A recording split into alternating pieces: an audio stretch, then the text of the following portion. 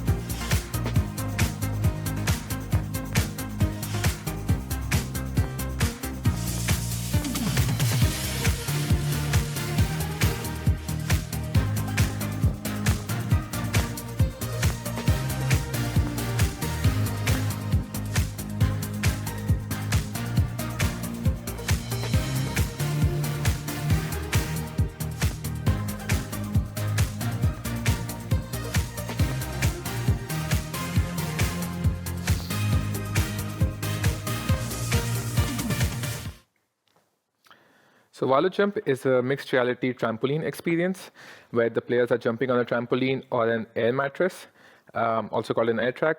So here the mechanics are related to jumping, stomping, catching, posing, whatever you can think of. Most games also support local multiplayer, so that means many games can allow up to 2 people to play simultaneously, but on different platforms because of safety reasons. So you can have 2 different Valo Jumps there, but the players would be playing multiplayer with each other or against each other. The target audience for this platform is around 8 to 12 years old, but in our experience and observation, people above that age group have also enjoyed it quite a bit. So this builds on an already fun mechanic of jumping on a trampoline. And once we launched the multiplayer games on Valo Jump, we noticed the popularity of those games, and players enjoyed playing a lot more with their friends. So because of that, we doubled down on the social experience, and we released another platform, Valo Arena, which is our latest and greatest product. Have a look.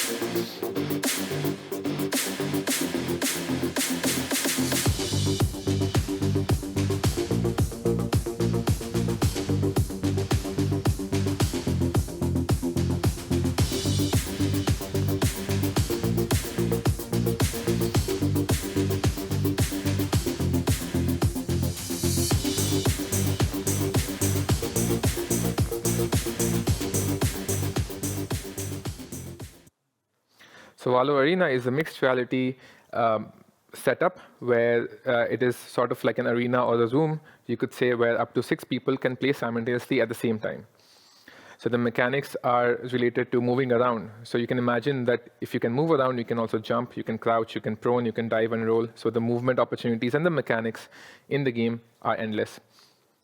The emphasis here is, of course, on social play.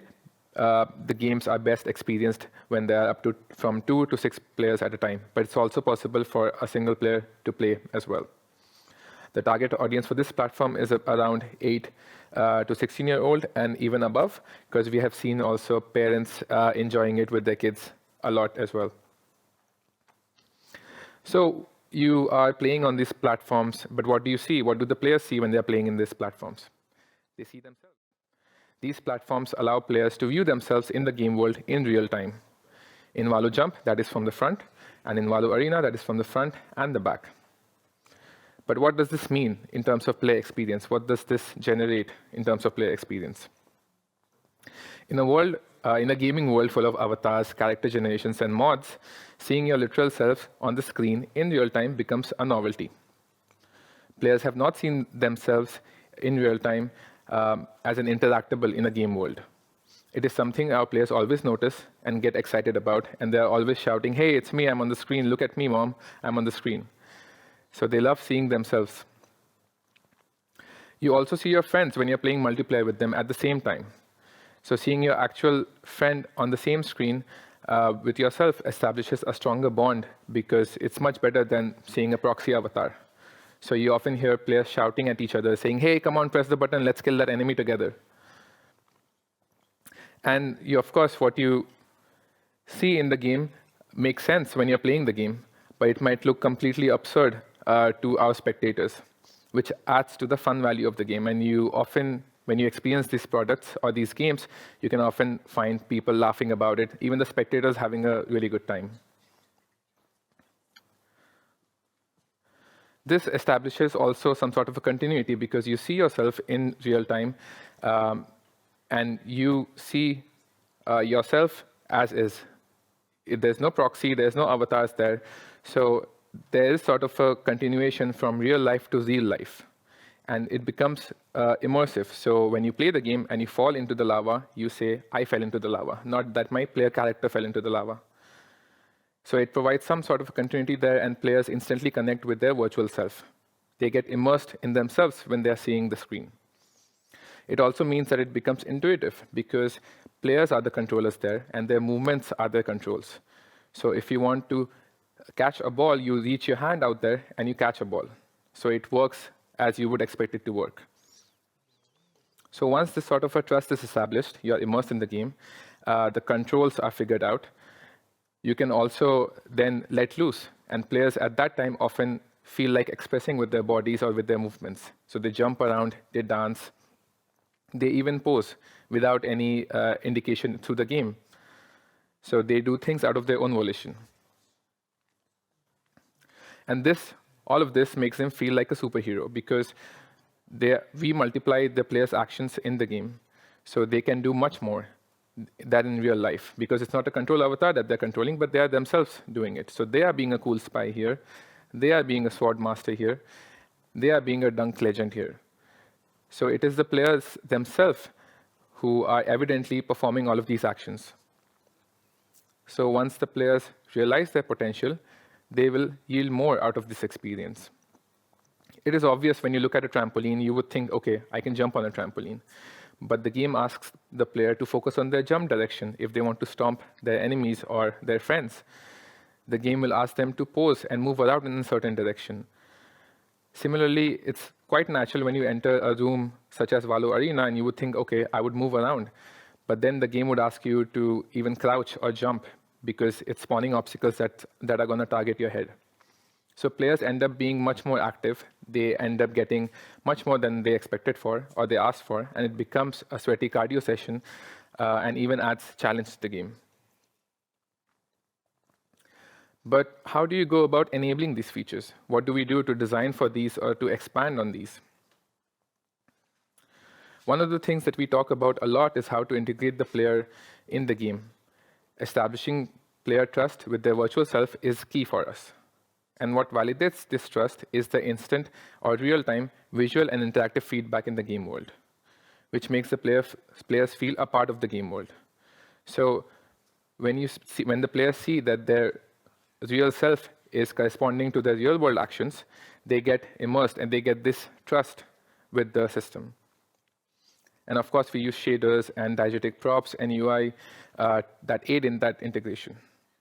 And once that trust is established, they gain confidence in their on-screen reflections and can now focus on other aspects of the game. So at this point, they're fully immersed in the game.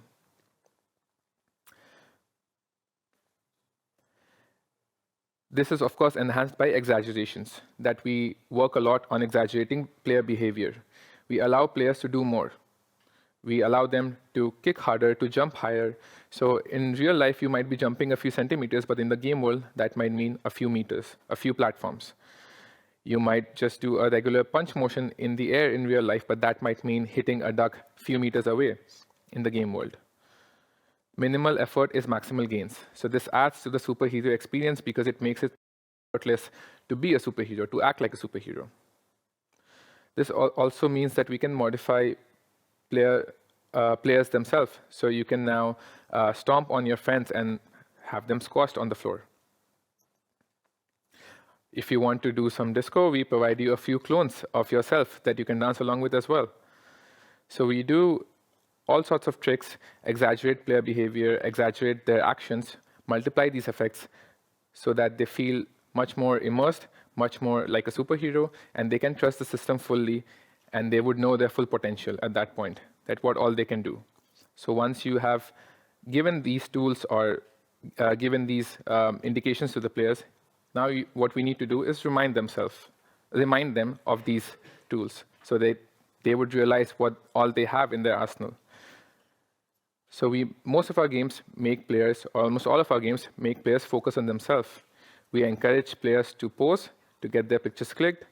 These are the moments where players take themselves much more seriously. Or not, because they just laugh because they look funny on the screen. These gameplay moments remind the players of their presence in the game world. More importantly, remind themselves of their actual self in the game world, not some avatar or not another character, but it is them as they see themselves in real life, they see themselves in the virtual life as well. We can also remove players from the scene, which sparks their attention much more. So in this scenario, when we want to highlight the winners, we get rid of the losers as well. So that highlights the winners a lot more because there's no one around them. We also remind our players that they can view themselves later because all of our games record gameplay footages, and the players can get those videos in their emails much later. So these are a few of the things that we do. We remind the players of all their potential. We exaggerate the players to make them feel like superheroes, and we make sure that they are immersed by integrating the player much better in the game world. And I think we took this feature to the peak in our game, Ground Fall in Valo Arena, where players fall through the floor and turn into player-textured ragdolls. This was a simple and effective feature for us, but we did not realize it would gain so much popularity and virality in social media. So this was a viral hit in Reddit multiple times. Let's look at a few of the clips.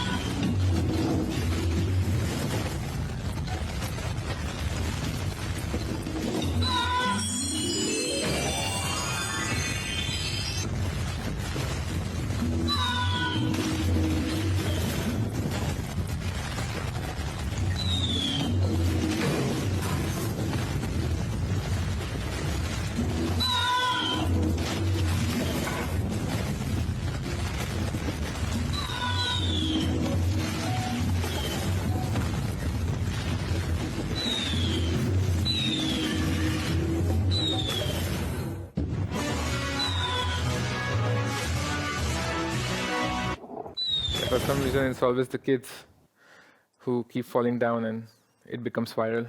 Wonder why that is. But what is next? What are we doing next to enhance these features that we talked about, to build up more on this? Of course, currently we have technical limitations. We have limited viewing angles because in our setups, the cameras are fixed and they are placed in a limited amount and also in a limited space. So representing the player fully in a 3D environment becomes a bit more challenging. Of course, more cameras would solve this issue, but that would mean more cost and more maintenance. We cannot also constrain the player's movement. The players might move through a wall in the game world if there happens to be a wall. So currently, we are designing around these limitations. Players can also block other players from the camera view. That might also cause some issues. So those are some stuff that we have been dealing with, and we are trying to mitigate and also design around those issues, making sure to not create such situations through the game. A full 3D representation of the players would also be something that we are working towards, would be something that we really aim to have, because now we have limited viewing angles, so you can see players only from a certain angle. So there might be cases where if you want to see the players from the side, it might not be possible with the current setup. Hopefully some AI tools would help in filling those gaps up. Some discussions that we have had in our workspace is also having player recognition or facial recognition of the players, through which we can track some progress for the players, give them cosmetic effects, player effects, all of this to build on this trust that the players have when they play our games, to improve this trust on their virtual self so they can get fully immersed and feel like a superhero. Thank you.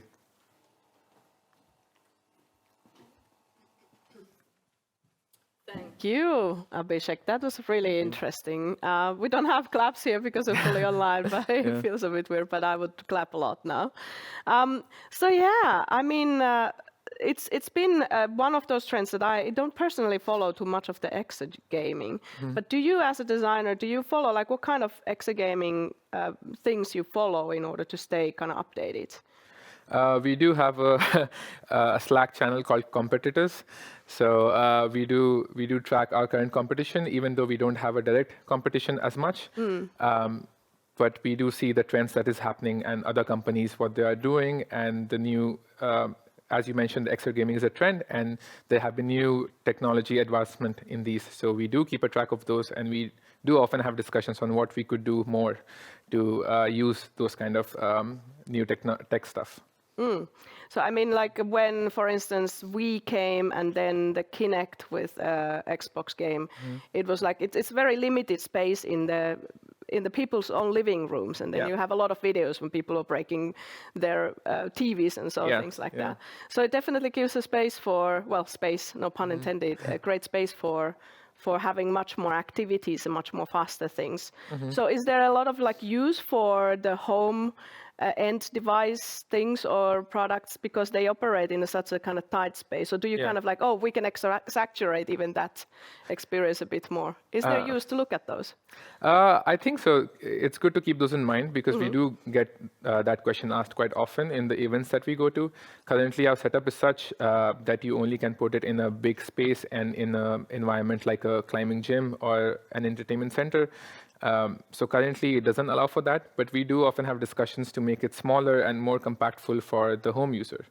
That might also mean it would reduce the player experience, to my knowledge, because that would mean that we would have less control of how the product is maintained. And if there's less control and the maintenance suffers, then the experience might suffer as well. So we do have discussions, but we haven't really made any concrete steps towards going in that direction, because there's a lot of complications in that direction. Right. Is there, like, from your customers' feedback, is there this like a recurring hope that they could also continue the experience once they can watch the videos? Is like, can we play it at home somehow? Like, is it a recurrent thing? Our current consumer is mainly these park owners. So they don't really have that much request of moving this to the home use, because then that would mean they would let go a part of their business, because now the home users or their end customers would be able to buy it. But there are some customers who would want portable solutions or like home use solutions. So currently our main target customers don't really ask for that. Yeah, B2B customers. But do you get feedback from the users themselves when they get the videos? Is there any kind of a feedback system from the end users to your direction? Do you have like a fan base? We do have Valo app where the players can go and upload their videos, and they can also look for other videos. So that's one platform where players feel love to share their scores. And we also have a high score system where the players can track their scores. But to get the feedback from the customers, we usually, or the end players, we usually go to these locations and observe and ask them questions directly. We also have organized external test sessions at our office where we ask more direct questions about our games. Right. So, like, this is a little bit of a, like, you've been educated here at Aalto for a game design degree for masters. It's a little bit like different thing to follow this field because you are not just playing the AAA games and some triple E games and those kind of things, but you have to perhaps also go to amusement parks and the places where there is the competition of this type of entertainment. Do you do it yourself? To go, like there's this a bit of a closed area because you have to go to different locations, but there's been a lot of development for the past decades in the amusement parks and the immersive like entertainment parks, those kind of things. Do you go yourself? Yes, we do have to. Yeah, because I wouldn't think of myself as a natural target customer at Super Park because their target customer are younger kids. So after joining this company, then I started going there and I realized that what I've been missing out on, even though I might not be their primary target audience, but I do enjoy going on these field trips. And we have been going to multiple locations and seeing how the environment is, what it allows for us in terms of game experience, and yeah. Yeah, so yeah, I recommend also you watching the stream, maybe game design students or already practicing designers to watch for these other industries that doesn't seem like part of the game industry, but they're very much in there, and it's kind of the digital entertainment or the hybrid or the XR things are taking space in entertainment parks and but also maybe museum and all other kind of spaces or events. Yeah. Do you actually do, like you said that you do events? So what does that mean? Well, we have multiple events. We have a big IAPA, which is International Amusement Expo, that we go to every year, twice, and now it's expanding to different locations as well. It happens in Europe, different locations, and also in Orlando, Florida, in US. And we also have Valo Halli events. Valo Halli is a space that we have in our office building. There the players can come or even externals can come and test. So we have organized events, even birthday parties or family bookings or office party bookings. So there we can have more organized test sessions or just they can enjoy their time in those locations as well. That's very nice. So it's pretty close to our campus as well. Yes, it's in Lautasari. Yeah, how do you get to that space? You just go to the Valo Motion website, or? You can just contact me. You can go to the Valo Motion website as well and inquire about it. And if there are enough people interested, we can definitely organize a test session. Yeah, that sounds very good. I want to know something a bit more closer to the design itself. So how do you decide on the themes and the kind of topics? Maybe we can have one of the images that has a bit of a visualization of, like, for instance, is this like Aztec or some kind of a ancient tomb or something? How do you decide on these thematic topics? Do you also like iterate it with the users, or how does that work? We actually iterate it with ourselves. First, we have mood boards, and then we try out different styles and what works for it. And we also try to find a gap that we have with our current selection of games. So if we don't have a sci-fi game, we might go up for the next game as a sci-fi theme. If we don't have a retro game, we might end up going towards that direction. So it's really open-ended, and I think from our experience, our target audience loves all kinds of themes. So it's just nice to find those gaps and fill those. Yeah, I've noticed that I have a 4-year-old, so we go to the activity parks that also have your products, and then they have these rooms that have like themes, for instance. So there is the sci-fi, and then there's disco, and you talked about disco. So is it like do you just sort of, do you have a research on what is the themes in other parts of these parks and other parts of the experience or their game experiences, or is it just like trying to fill the gaps, as you said? Yeah, it's mostly trying to fill the gaps. We do take inspiration from Wii and Mario games and all of these similar games that have this sort of an experience. So we do take inspiration a lot from those, not necessarily from these smaller rooms that are there in the locations, because we also try to come up with some new experience than what's already there in the park. Right. Yeah. Right. So some of them are like backing up with what's already there, but then some of the kind of fresh things that they can experience only in the Yeah, yeah. Valo products. I could say we take inspirations from all of these, but we try to come up with something unique. Yeah. So I mean, like it looks super smooth in the videos, and I do think that your tech is it's really working. But is there any problem from the design perspective to because there's adults like a height differences, weight differences, and those kind of things.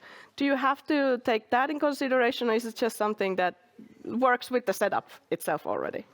We do take those into account, especially when it comes to height. So a smaller player might have a disadvantage compared to a taller player. Yeah. So we do also add exaggeration there. We make the players bigger. If they are too small, if they are too big, then there's a cap on how much they can scale. So we do try to make it an even experience for people of all kinds. So me as a short person, I could maybe play a game. I mean, like I'm not short enough, I guess, for the kids' size. Yeah. But could it be so that everybody is then at the same height if I'm with the taller? It's like that if there's a super tall player, let's say 2 meters, and then me 155. Yeah. Are we already gapped, or is it just adults like? It would, if you're small enough, if your height is low enough, then you would be scaled up to match the other player. Right. So it would be kind of similar, might not be the exact same, but you would have a much more of a manageable difference, I would say. Okay, so your user group is younger people, I guess, and then their parents. But have you thought about that? I'm not sure if that trend exists, but is there like immersive gyms? As we talk about exergaming, I've seen a couple of products that you can use at home, like cycling or, well, the kind of the things that are with the current Nintendo Switch products, for instance. But is there something like B2B space? Also, you were talking about maybe some customers would like to have a smaller setup. Is that like gyms or is it still activity parks?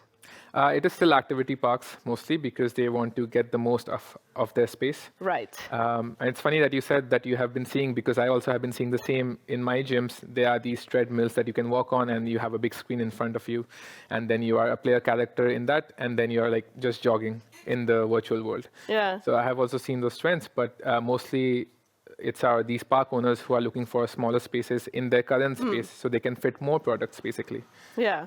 I was just wondering if you are sort of like thinking about going to also adult players, because gyms don't have kids. Yeah. But maybe the adults that are in the activity parks could do something while they are waiting for their kids. Yeah. Well, for instance, climbing gyms, we have our Valo Climb in climbing gyms, so there adults can even go and play our games. And some of our games could be based on endurance. Some of it are based on just your skill level. So it can also cater to those target audience as well. Yeah. You said that some of these videos went viral on the Reddit. So how much of getting the kind of virality of your products has impacted Valo Motion? Like how important it is for Valo Motion? I think it was basically the start of Valo Motion, because we had one of our first videos that went viral on Valo Climb, which was 2 players playing Pong on a climbing wall, which went viral and basically put us on the map. And then we started growing and expanding. So since then, it has been important for us to get viral. So we try to make videos that will kind of get us on the map even more.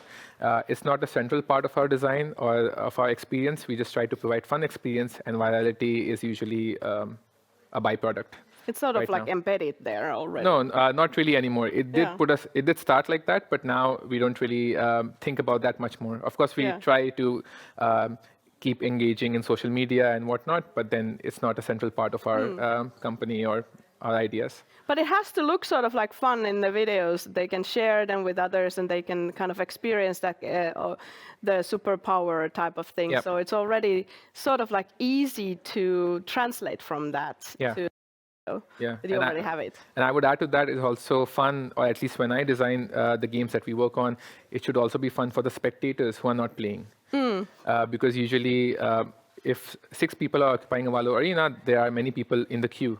Yeah. So it should look fun to them as well, not just when they look at the screen, but when they look at the players. Yeah. So that is something that we keep in mind as well. Yeah, that's one of the things, like when Just Dance or the one with the Wii, I'm not sure which one of the names were those games, but with a lot of like dancing games, is that the design of the games was so that you can sort of like sing the lyrics even though there's no tracking of the singing. Yeah. So there's a lot of like levels of the viewers or the passive players also in consideration. It's good to point it out here also in your product that it's very important. So you've been doing game jams as well. Yes. Is there any way to do similar kind of things with some kind of a homemade setup, anything like with the cameras of the laptop or something like that? Not to my knowledge, but I think definitely it's possible. You can do it with your phone camera as well. These days, phone cameras are quite powerful. But currently, internally, also, we have been having discussions to have game jams on our systems. Yeah. So hopefully, in the future, we would have a game jam with Valo products. Yeah, that would have to be maybe physical. Yeah, it would be a pretty physical setup, and probably at our location as well. Yeah. But yeah. Yeah. So in terms of this very physical nature of the work, I'm building the bridge to the next presentation. Maybe Solip can already start coming to the stage. Can you work with this kind of a game design? Can you work remotely, or do you have to be there next to the tech, the player setup? That's a good question, because we often have to go to our space and then we test these products. I think initial development could happen online or remotely, but you have to test and validate those ideas or mechanics that you are working on in those products, because what might look fun in the editor might not look fun when you're playing it on these actual units. Yeah. So playing on these actual units is a very important part of our design. Yep. Yep. All right. Thank you, Abhishek, so much. Thank you. And let's have a next speaker, Solip Park, to come to the stage.